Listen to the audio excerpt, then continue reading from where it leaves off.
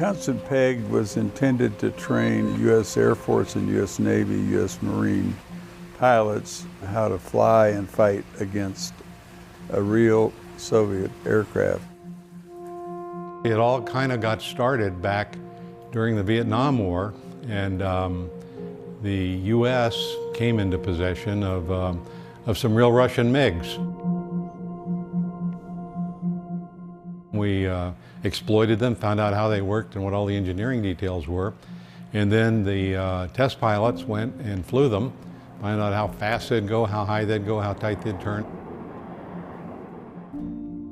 I was in General Vandenberg's office one day trying to get him to sign one of these test plans, and he says, I hate this. He says, you guys have to go through the pain of writing a test plan. He says, we ought to just be training with these airplanes. About all I could say in response to him was, sir, maybe we can put the MiGs on our own airfield and we can train with them without all of this test plan business.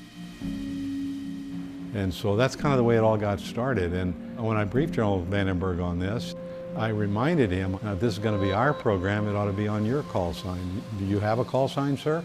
He says, you ought to know what my call sign is, Major. He said, it's constant. And I thought of my wife, Peggy, and I thought, constant peg, constant peg. That has a nice ring to it. So that's how we named the program. The whole idea of building an airfield was an overwhelming challenge. I got to thinking about it, and so I pulled out a ballpoint pen and a napkin off the airliner, and I sketched out a little drawing of extending the runway and putting a pad there for 3 hangars and stuff like that. And I'd convinced myself that Tonopah was the right place for this project. It was real close to Nellis, Red Flag, the Fighter Weapons School, and so there were just a lot of really good reasons. As soon as they got hangars built, we started putting airplanes together. We had pieces, we had airframes and wings and all that stuff, but they weren't flyable. Those guys would get it back where it could fly and fly safely. And they took airplanes that had been pulled out of swamps and deserts and God knows where they got them. We didn't even pre-flight them. We had that much trust in our maintenance team, and they didn't let us down. They were good. They were really good. It wasn't that difficult to figure it out. I mean, it was a lot of reverse engineering, but airplane's pretty much an airplane. It was so totally classified that it was strictly on a must-know basis, not a need-to-know, but a must-know. Supposedly, we were trying to be non-military, the maintenance guys were, at Tonopah, so that if they went downtown, people wouldn't suddenly look at them and say, I wonder what kind of Air Force operation is going on there. Because you'd look at these guys and they all had long hair and beards and certainly didn't look like an Air Force enlisted guy. It's one thing to fight another airplane, but one that you've never seen and don't know its capabilities is a whole different story.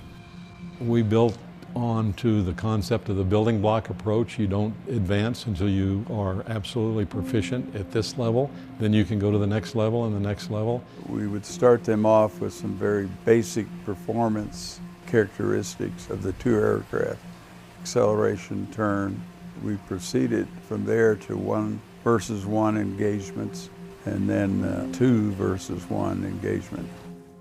You only had to watch the eyes of a fighter pilot joining up on you. He's coming in his airplane, and the closer he gets, pretty soon you can see his helmet and you can see his head, and pretty soon you can see his face and you can see his eyeballs peering at you over his oxygen mask, and they're getting bigger and bigger and bigger as he's getting in closer and closer. He's never seen a Russian airplane in flight, for real. What an experience that is. The comments, I guess, that we got from the pilots was the main indication that this is quite a program. During that 10-year period, the men flew over 15,000 MiG sorties, and they trained almost 6,000 American airmen on how to air fight against the MiG-17, the MiG-21, and the MiG-23.